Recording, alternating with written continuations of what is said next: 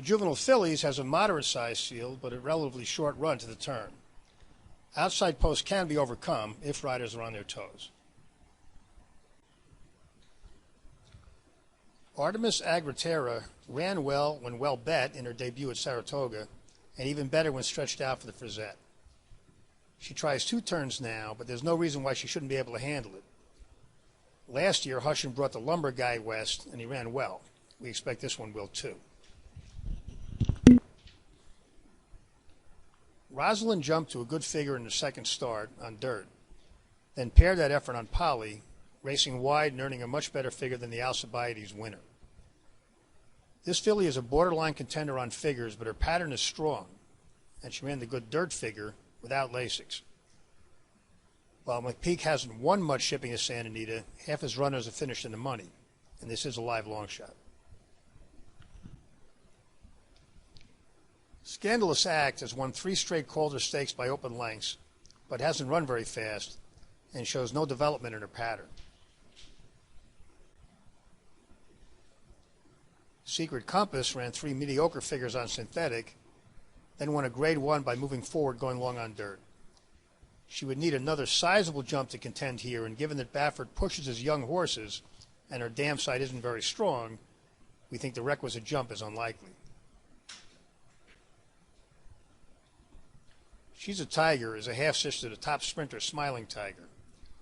She moved forward to win the debutante and basically paired that figure going long, racing wide and earning the best figure but losing a photo.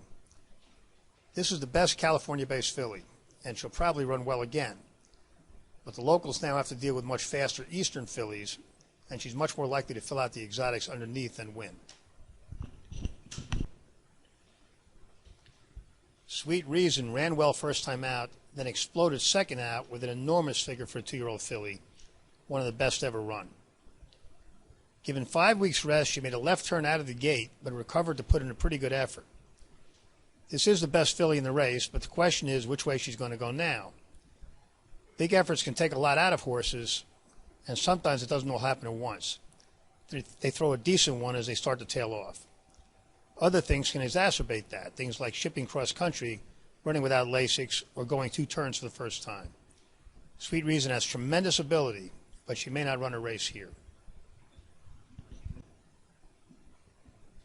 Untappable ran okay in her debut, and much better going 2 turns to win the Pocahontas.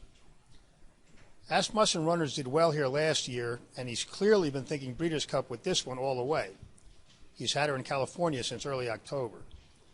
This filly is a half-sister to Patio Prado, who got a lot better as he got older, and she's almost sure to run well. She's a Tiger is on her way to being a very good filly, but with her drawing outside, we're not going to use any of the local fillies. Sweet Reason is already about as good a 2-year-old filly as you'll find, but there are too many reasons for her not to fire today. Artemis Agritera and Untappable are very strong, and Rosalind has a good shot to pull an inside trip behind a hot pace, giving her a big shot to get into the exotics at least.